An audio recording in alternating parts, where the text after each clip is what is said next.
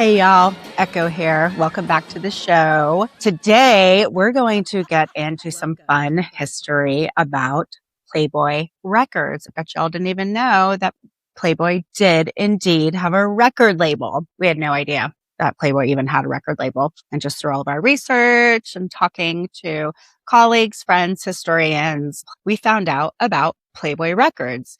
So with that, we had the absolute honor and privilege of interviewing the great Mickey Gilley, who was signed to Playboy Records. So we did the interview. It was fantastic. We went into the podcast not knowing a thing about how to create a podcast, right? So we did it. We pulled it off, but we made a mistake with the studio that we opted to use for our first go round of filming interviews. Short and sweet of it is the studio ended up erasing four of our shows, and they erased half of one of our shows. That show was Mickey Gilley. So I and Karina have been pondering how can we release the 20-minute interview we have with Mickey at the very least. And I came up with the idea, let's talk about Playboy Records, do some fun factoids, and then we'll roll into the Mickey Gilley interview. So that's what we're going to do today. Make sure you like, subscribe, leave a comment down below. Let's get into it. Okay.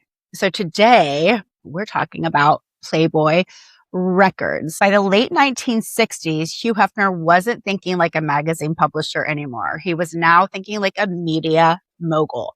Playboy already had magazines, the clubs, the TV show, Penthouse, After Dark, a lifestyle identity. Music was the missing piece. And it made sense. Jazz, soul, and live music were already core to the Playboy Club experience. So Playboy Records was officially launched in the early 1970s as a division of Playboy Enterprises. Its mission was to create a label that blended sophisticated adult taste. This wasn't supposed to be a gimmick. It was meant to compete. Additionally, a fun little factoid is that Barbie Benton, Hef's longtime girlfriend in the 70s, the woman who found Playboy Mansion West in Holmby Hills, Los Angeles. Barbie loved country, all things country, and she wanted to record an album. And so at the behest of Barbie Benton, as well as Hef's keen eye on the big empire, he said, let's go for it. And they created Playboy Records. It wasn't supposed to be a gimmick. It was actually meant to compete. So Hef used the TV pipeline strategy. This is where Hefner was way ahead of his time again. Playboy already had built-in promotion through the shows like Playboy After Dark. There were artists who performed on Playboy TV platforms. One of the biggest things about that show, in particular, Penthouse After Dark, was that Hef had, because this was still an era of segregation, Hef would have Black artists come and perform, and there was commingling of Black people and white people. Actually, the show was not allowed to air in the South, believe it or not, because of this finite point. So I thought that was interesting. Playboy After Dark artists who performed on Playboy TV platforms, they could promote their music, they could build brand alignment, feed into the record label ecosystem. And this is early vertical integration, if you think about it. Decades before influencers and media brands did it. I always like to say that Hef was the OG of interactive media, social media, if you want to call it that, because he was doing this decades before social media even became a thing. If you look at every single magazine, they're tactile, they're fun. The sponsors and the advertisers, they would have ads in there that were like, you would fold stuff out, it would turn into a picture, it would have different feel and like sensation to it. Like Hef was just way ahead of his time. Notable artists and breakthrough moments. Number one, label's biggest success was Teresa Brewer, a veteran pop singer who reinvented herself. Her disco era hit Music, Music, Music. This became Playboy Records' biggest commercial success, hands down. Now, Playboy succeeded most when it leaned into existing stars, not by building new ones. Number two, there was a big country music push, and Mickey Gilley was at the forefront of it. After 17 years in the country music industry, Mickey signed to Playboy Records, and it was through Playboy's distribution deals that he became a major country star. Mickey would go on to have 8 number one hits between 1974 and 1977, all through his affiliation with Playboy Records. Playboy tried to also diversify beyond jazz, not always successfully, but they tried. Number 3, soul and R&B talent. Artists like Brenda Lee Eager, Candy Stanton, these signings all aligned with the Playboy Club sound and urban nightlife culture. Playboy leaned heavily into jazz artists. Think instrumental lounge acts, sophisticated cocktail culture sound. This was Hef's favorite. It matched the brand perfectly, but it limited its mass appeal. And then this is when the problems arrived. So let's talk about why Playboy Records struggled. First and foremost, there was an identity crisis. Was Playboy Records a jazz label, a pop label, a novelty brand? It never really fully committed. Industry competition was brutal. They were competing against powerhouse labels such as Columbia Records, Atlantic Records, Motown. These labels had deep rosters and established credibility. Number 3, brand perception problem. The Playboy name worked against the label in some cases. Radio stations hesitated to play them, and some artists didn't even want the association. It was seen as a lifestyle brand, not a music authority. Number 4, distribution challenges. Playboy lacked strong national distribution pipelines early on, and then there was the retail leverage. Compared to major labels, even Playboy's great standout artists, their records struggled to reach audiences. A misalignment with the times. By the late 70s, disco had exploded, punk and rock evolved, and hip-hop emerged.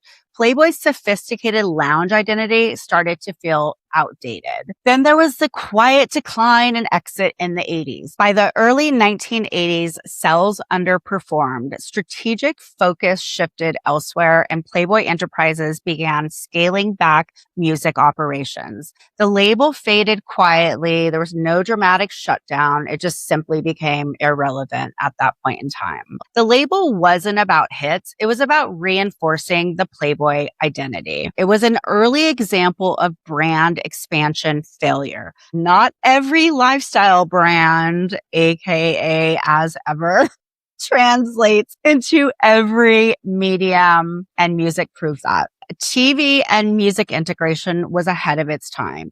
Playboy After Dark functioned like an early cross-platform promotional engine. The label reflected Hefner's personal taste, and till the day he died, this was his favorite style of music.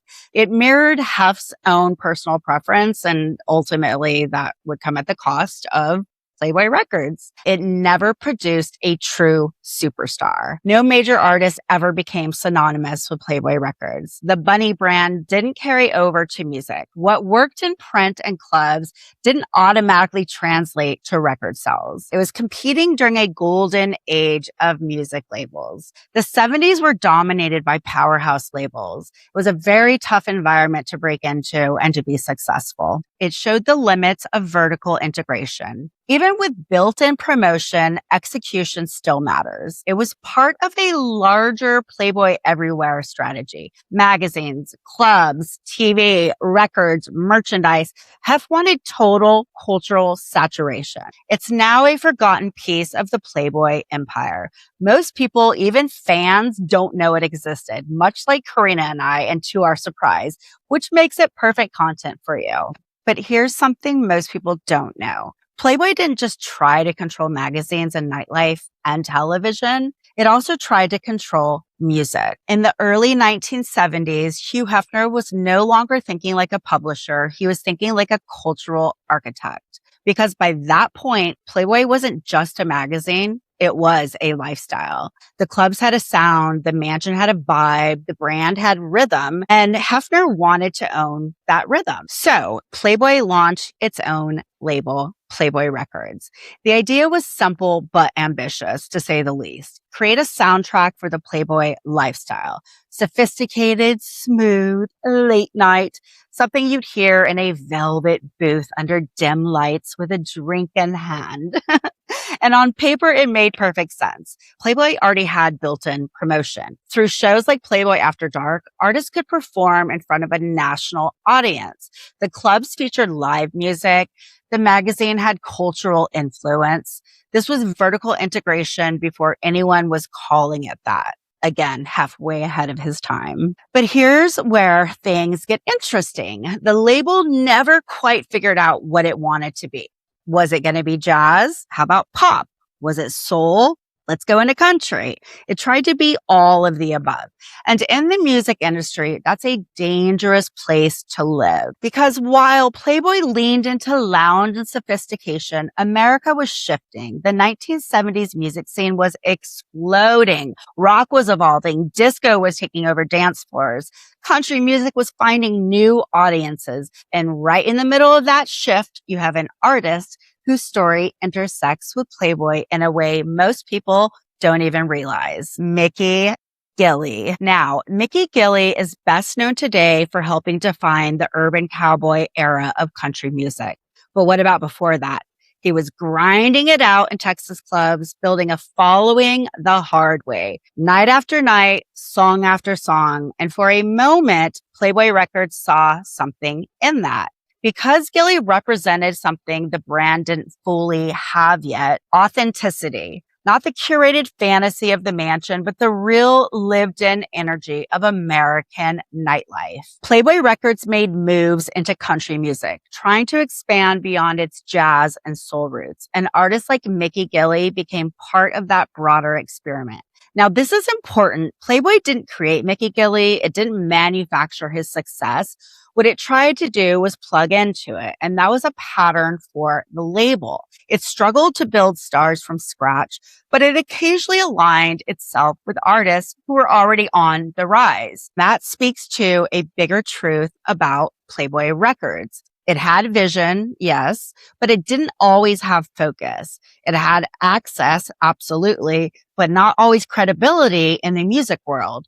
And it had branding power, of course, but branding alone doesn't sell records. Because while Playboy was trying to carve out its place in music, it was competing with giants, Columbia Records, Atlantic Records, Motown, labels that didn't just understand music, they defined it. And against that kind of competition, Playboy Records slowly started to fade.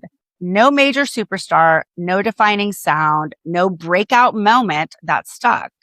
By the early 80s, it quietly disappeared. No big announcement, no dramatic ending, just gone. But here's the thing. Even though Playboy Records didn't become a music powerhouse, it still tells you something important about Hugh Hefner. He wasn't satisfied being part of culture. He wanted to own every piece of it. The look, the lifestyle, the conversation, and yes, even the soundtrack. And that brings us back to Mickey Gilley. Because while Playboy's music ambitions may have faded, Gilley's story did not.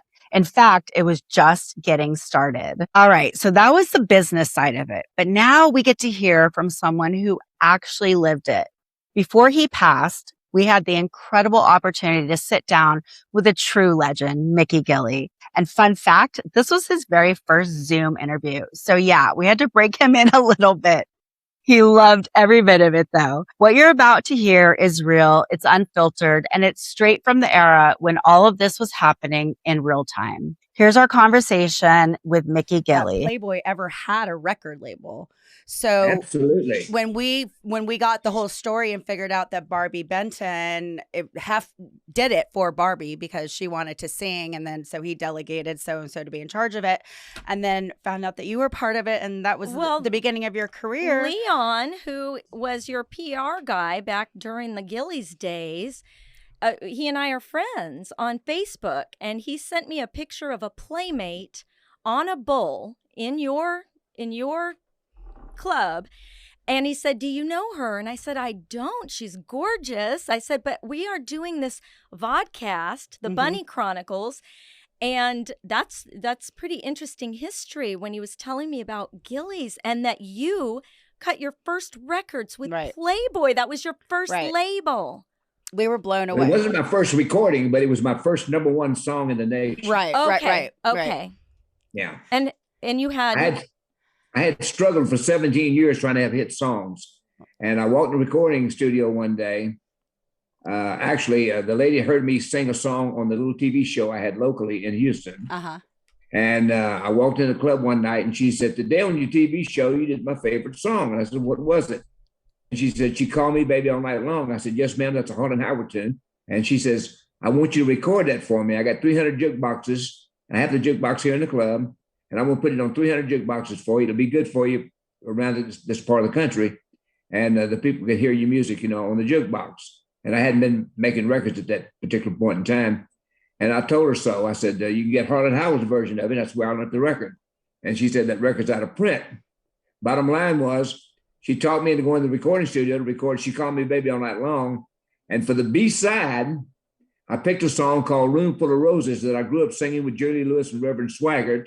Oh, my goodness. Wow. Your cousins. And we were just boys growing up in Faraday, Louisiana. Yeah. And whether some of you people don't know this, I'm 85 now, and I'm in my 80s. And of course, my cousin Jerry Lewis is 6 months older than I am. And Reverend Swaggart's a year older than I am. So we're all in our 80s, but we all grew up in Faraday, Louisiana. Right. And we all three learned to play piano and perform. And we all three had success in music, which is really ironic to think.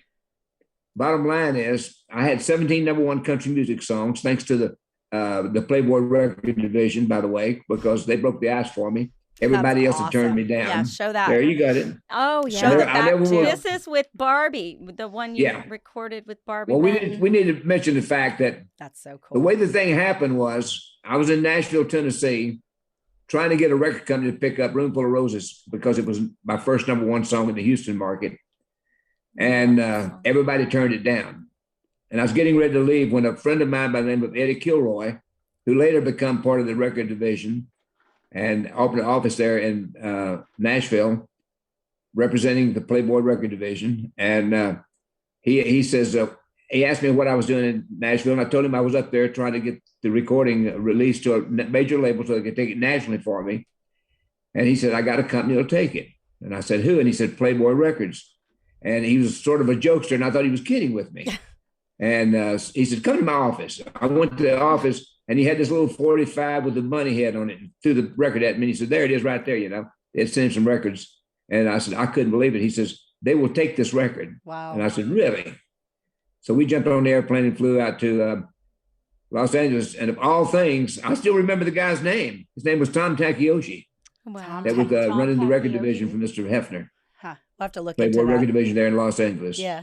They took the record and it came on the national scene at 75 with a star and went all the way to #1 in the country music charts. That is so cool. That is just an amazing, again, golden nugget of history that we just retrieved. And I love that song. Yeah, I love that song. I love the. And by the way, I was in Playboy magazine too. Oh, you were? Fancy. What was your year and month? I mean, I did an interview, not as good as you. What issue was it? What Shame issue? on me for not looking for that. What issue? Yeah, what issue was that, Mickey? Do what now? What year was that? I think it was 74, 75. Okay. We'll have to look into those archives. Yeah, it was an article. They did an interview with me. And, they did the best interviews. It was fun. Yeah, they did the most incredible interviews. Yeah. So yeah, we'll have to look that up. And how many hit songs did you have with the Playboy label? I had a total of 17 #1 records, but 8 or 9 of them was on Playboy Records. That is just awesome. Yeah, in the beginning, I had my first one was Room Full of Roses. I Overlooked an Orchid, Wind Up Above, City Lights, She's Pulling Me Back Again, Bring It On Home, Don't the Girls Get Pretty Close in Time. So that was 7, I think. Oh, wow. I think I had 7, but I had some top 10s in there too. I have to ask you, just because I was looking at the Playboy, label, the Playboy logo, not the bunny head, but the Playboy, how it's the red cursive. and it's so similar to Gilley's. Uh-huh. I wonder if your designer had something to do with that, because that's pretty catchy. I'm drinking this vintage. It tastes really. You need the born on date. It's not. It's way past due, darling. It's still delicious. You need to bring back the Gilley's beer. Hey, Well, believe it and or not, Shiner, Texas. We go through Shiner I all love the time. Shiner Bach too. I love Shiner. Yeah. Oh, I'm from Austin, so I'm a Texas girl. Mickey. Yes. well, believe it or not, my office manager has brought the Gilley food line back into view again. Oh, good. And he also handles quite a few different things as far as the Gilley line is concerned. It belongs to him. He's my nephew, and he runs my office for me. So he does the Gilley beer, he does the marinades, he does the Gilley chili, Oh, and nice. it's really, really some good products. I that- love Oh, some good. marinades. I keep trying to get him to expand on his because it is really good stuff. In fact, I go a lot of places and people say, where can I get this? Where can I get that? I said, call my office, call the office. Okay, we will, because I Nice. love. Gillies.com. Okay, Gillies.com. Gillies.com. Hey, Mickey, let me Right. ask you a question. So how many years or when did you open Gilley's in Pasadena? We opened the club. We opened the club up in March of 1971. Okay. And in 1973, Roomful of Roses became a top record for me in the Houston market. on So account that's of what the I was TV gonna. show. Yeah, that's what I was gonna ask you. If you performed at your club, and how long were you doing your music career coinciding with Gilley's? But you just explained. What that. happened with my musical career was that you'll like this little story, because when Roomful of Roses went #1 on the Playboy record division in the nation, we had booked Conway Twitty at Gilley's in Pasadena, Texas. Nice. Wow. Now Conway's coming down and he's listening to the country music stations on his bus, and he's hearing Roomful of Roses. Right. But he hadn't put two and two together and figured out that Mickey and Gilley's are one and the same. Right. And I get to open a show for him Oh, I love it. fun. because I'm playing the club. Right. And so Wow. when he hears me on the piano, when I made the arpeggio on the piano and I started in Roomful of Roses, he's sitting in the dressing room, he's hearing me sing this song, and it dawns on him. This is the guy that's got the record, and it's #1 in the country. And Love I'm talking about it. And I went back to say hello to Conway, and the first thing he said to me was, he asked me if I had an agent. And I said, I don't think so. And he says, I'll have somebody down here in a couple of days to talk to you. Well, you know what I thought about at that particular point in time? Here's a guy that has more #1 songs than any man on the planet. Sure. And he's asking me if I had an agent. Wow. I didn't know at the time that when he sent this guy down to talk to me, that him and Loretta Lynn owned the agency called Oh United my Talent. goodness, Oh, him and legend. So that's how Loretta my career Lynn. got started. I love Legendary. it. You just got hooked Thank up with you the for proper sharing people that. That's from the beautiful. get-go. I That love is Loretta cool. Lynn. I love her too. 2 weeks. Oh. 2 weeks after I signed the contract, I had went to Nashville and I was opening shows for Conway Twitty on the road. So Superstar. that's how it happened. Superstar. How That awesome. fast. Awesome. I mean, your talent, of course, but oh my gosh. Two of my favorite people in the music industry was, of course, Conway Twitty and Miss Loretta Lynn. and Loretta Lynn. Oh yeah, you can't go wrong with her. Oh my Beautiful. God. Gold And Miner's Emmy daughter. Lou Harris, her voice is like an angel. Oh, absolutely. I mean, we can those go lovely ladies. on and on and on. I just love old country. That's where I my do heart too. lies. Well, they yeah. were really country. Willie and we Waylon, talk about the that boys, and Chris Christopherson. all the time. Yeah. It's not. It's No. it's Southern Johnny rock. Cash. Some of it's it. not real. It's like It's yeah, and they're pop not. country. Yes. Which is like bizarre. To I mean, me. we're talking to the real deal here. Yeah. He's the real deal. It's true. So the a legend. little bird told me that it's the 50th anniversary of Urban Cowboy this year. Is that Is that true? amazing? That is amazing. Beautiful. Yeah. It is really amazing. I don't mind telling you. It's not a day that goes by that I don't thank John Travolta for keeping my career alive. Wow. Yeah. Speak to that. I mean, that had to have been a huge deal for Gilley's the club, right? And It I was heard, so- and he said, I've heard him say it was one of his, as I don't know when he was saying it, but that it was his greatest role. Really? I mean, it really was one of his ones that just He stuck loved, with yeah, him and yeah, and loved yep, playing yep. that role. What made it so awesome for me was because when I found out that he was going to do the film, I thought about the fact is he came off of Saturday Night Fever, and all of a sudden Exactly. he's going to do this Urban Cowboy thing, which would turn into be a Country Night Fever. And they could have named That's it either true. one, you know. Yeah. But I'm true. glad they called it the Urban Cowboy because it really gave us some credibility as far as bringing a lot of different music together in one particular film Yep. that wasn't necessarily country, but it introduced what we were doing to the rest of the The world. Gilley's, the Mhm. whole Gilley's brand, your Mhm. whole Right.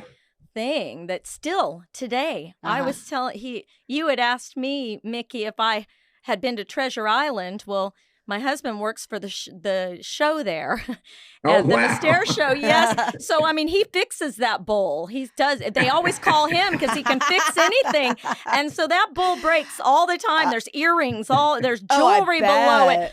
I mean that. But I told you I rode that bull. I think you said something about your being full of bull, but you'd never get on the back of one. Oh, really? He said something. Wait, funny. so you never rode the bull at Gilley's? Come on.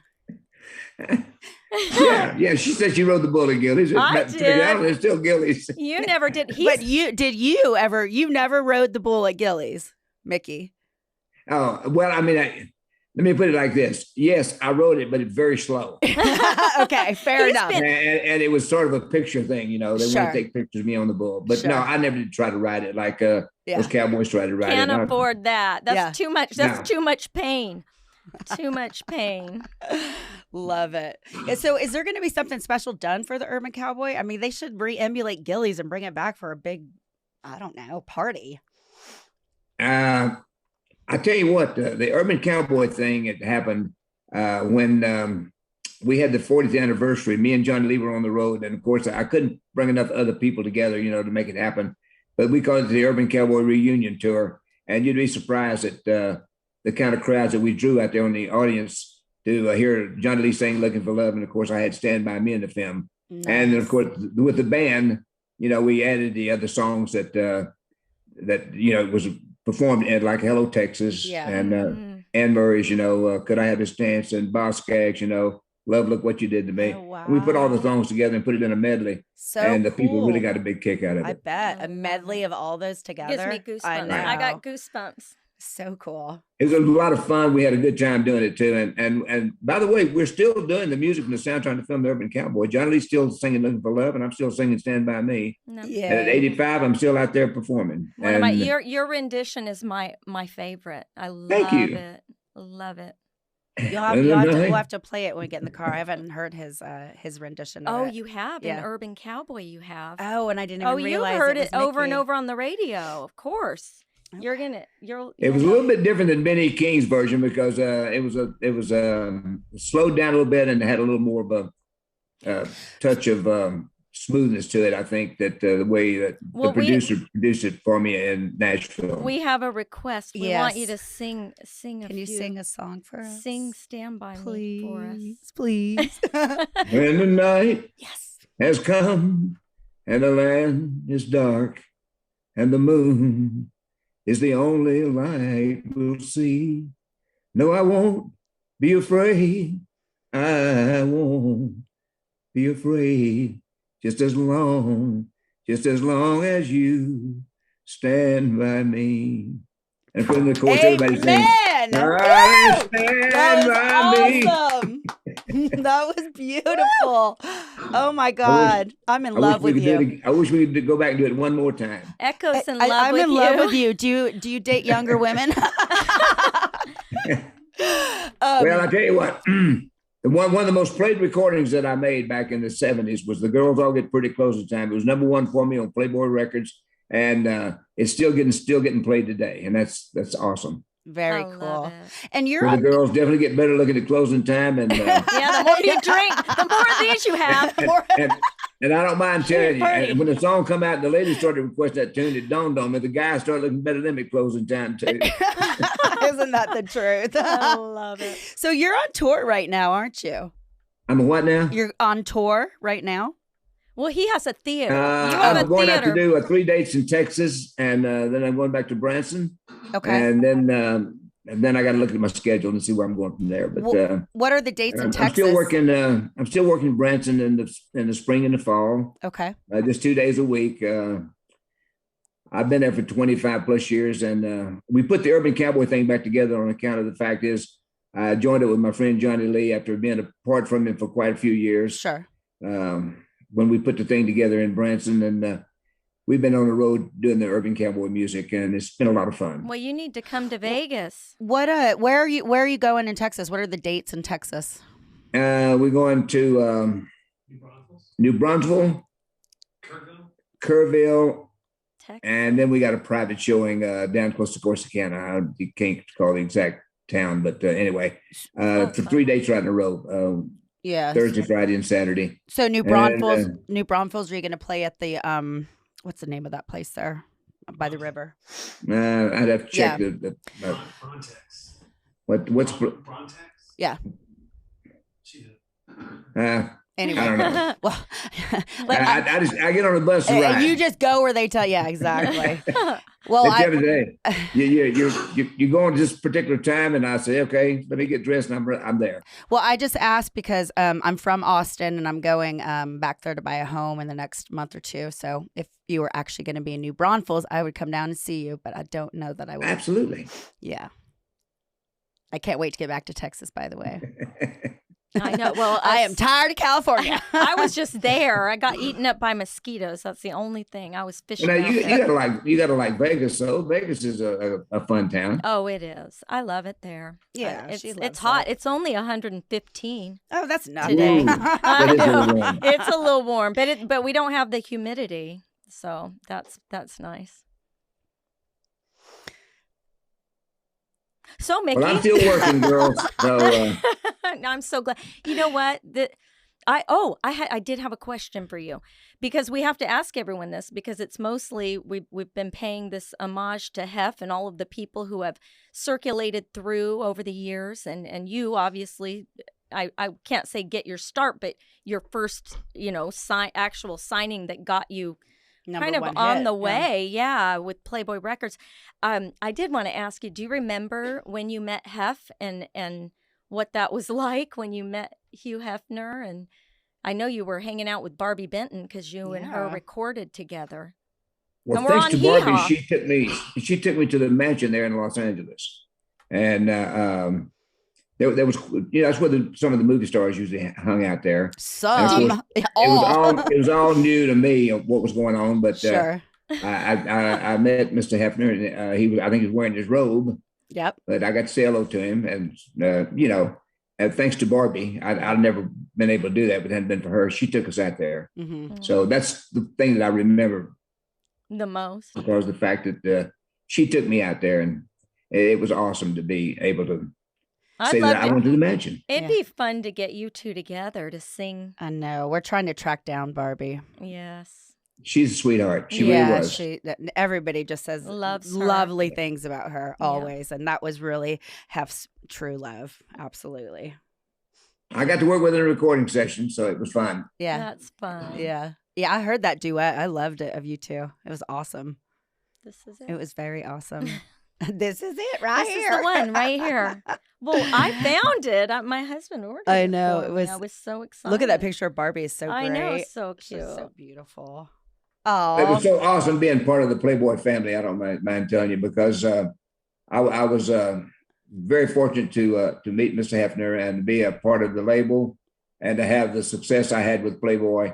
And then, of course, he sold out to Columbia, and I went over to Epic. Mm-hmm. But I enjoyed being on the Playboy label. It was a lot of fun. We were just fascinated by that because we really had no idea. Mm-hmm. And then we had learned later, they had to eliminate certain things. There was just too much going on. And that was one of the things they cut. But I just thought that was so funny. I thought this is trivia I did not know. I mean, we're learning so much. And thank you so much for saying that in reference to Playboy and to Mr. Hefner, because, that's what it is all about, is just what an incredible human being he was and a gracious man. And, he created the record label for Barbie Benton because he loved her that much and she wanted to sing. And so that's what he did. And then lo and behold, tiny offshoots of that. All this other stuff. And then big, we're talking to a legend. Yeah. Thanks to her, I had my first #1 song on Playboy Records. Right. I know. Exactly. If it hadn't been for the Playboy record division, I probably never would have made it as a performer in the country music charts, because of the fact that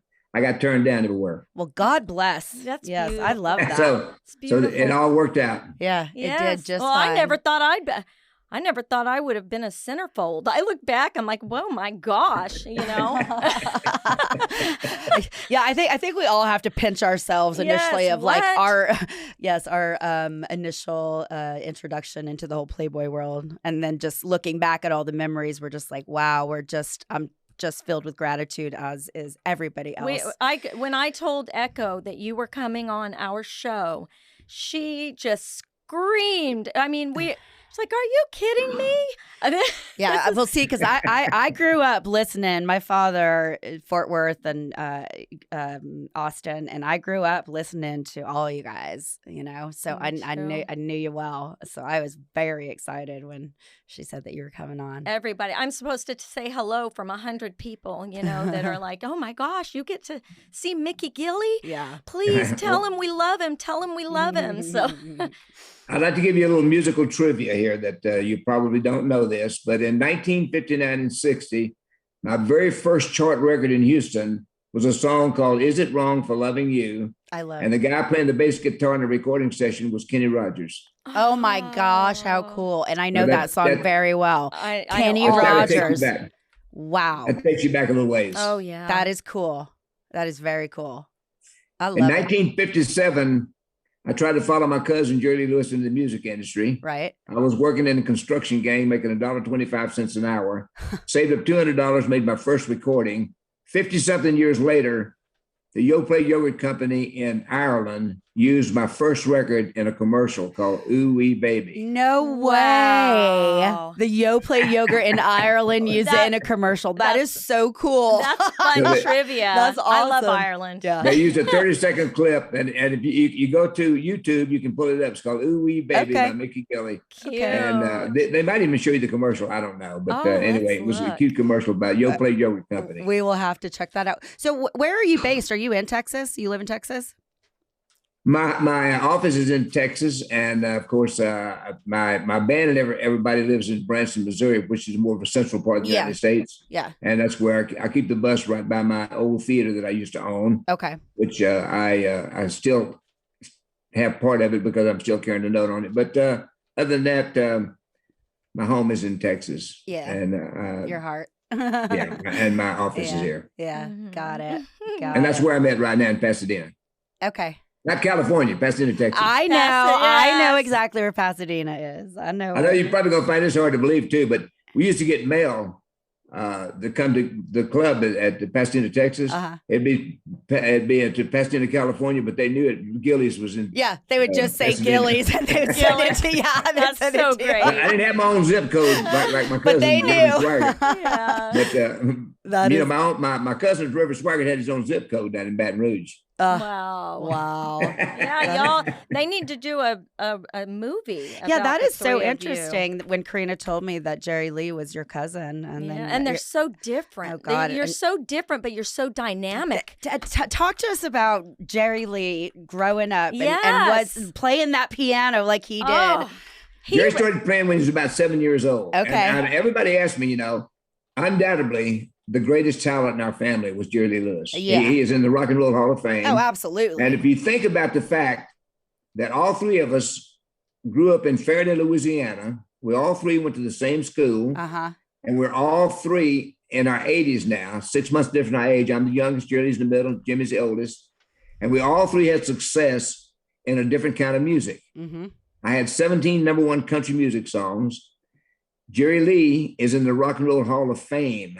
Mm-hmm, mm-hmm. Reverend Swaggart is one of the biggest selling gospel singers in the world. It gives me to have a tripod like that in one family, that doesn't happen often. That's huge. I mean, for three guys to be that close in a little small town and have what happened, it's almost miracle. like it's a fiction. miracle. Well, I believe in divine. Yeah. It was God's plan. Yeah. So let's get the Playboy record division to form a movie film, and let's do a movie on Mickey Gilley. Let's do it. No, and I'll produce. We're gonna do it. Playboy. There's no longer Playboy that exists. Died with Hef, but I'm gonna tell you what. We will do it, Mickey. I want to talk to you about that because we do. We have to get.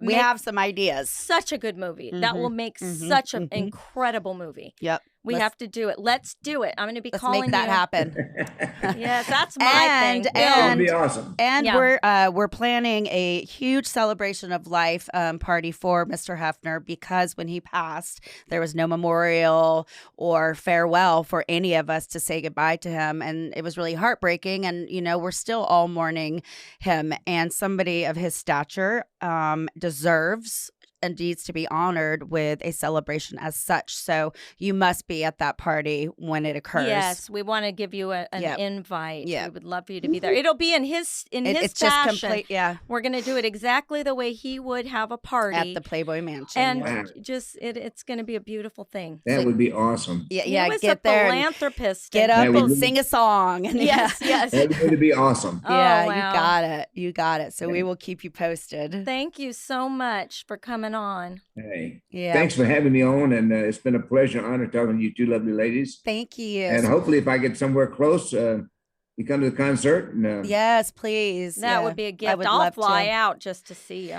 we can chat. Yeah, so Yes. so Gillies.com is where we can go, and for the Gillies food department, you can find stuff there as well as Gillies.com. Yeah. Gillies.com. Okay. Yep. And And Jeffrey, you talk to Jeffrey. He's my office manager and my nephew. okay. And he handles all the food line. And there's a lot of great Well, things in the food line, too. I think you'd like Yeah. Oh, good. spices and things of that sort. Bet it's delicious. well, yeah. Anyway, All right, Thank darling. you. Thank you so much. it's been a pleasure, honor being on the show. Thanks As for having well. me. I just Yeah. want to hang out with you all day. We Mickey Gilley. Yeah, I Mickey can't wait to Gilley, meet you in my new best person and just friend. give you a big hug. Mickey Gilley, my new best friend. Yeah. I love you. I can handle that. I don't mind telling you. It's All been an honor and a pleasure. Thank you Thank so you, much. sweet- An honor Sweetheart. and pleasure for us. Bless Thank you. you so much. Thank Have a you. great day. All right. Mwah. Bye-bye. Mwah.